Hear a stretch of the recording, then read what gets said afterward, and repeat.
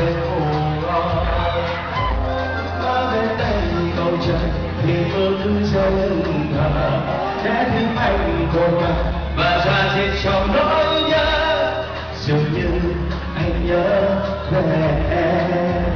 gửi cho em đêm lung linh và khi sóng lời hiên ngang gửi em những ngôi sao trên cao tặng em chiếc khăn gió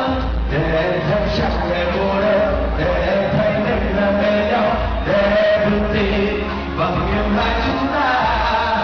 rồi cơn mưa đêm qua đi để mà lúc em thức giấc nắng mai sẽ hôn lên môi em đủ hôn của anh ấm áp và em hãy cười nhiều em nhé vì em mãi là lần hạnh phúc của anh mà thôi. Và xin mời trên cô xin gửi đến quý vị lời chào trân trọng và từ ái nữa ạ. Thầy chưa nhẹ nữa đúng không? Dạ, tôi muốn hy vọng mọi người sẽ vỗ tay chung cái buổi theo chính thân đó ạ.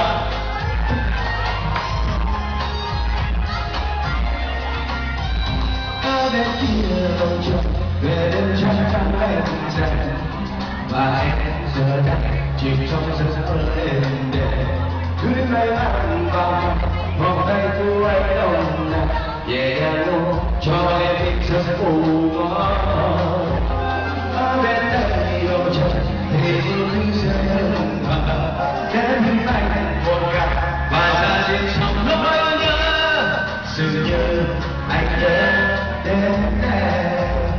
gửi cho em đêm lung linh và khi sau lời hiên ngang gửi em những ngôi sao trên cao tặng em chiếc khăn gió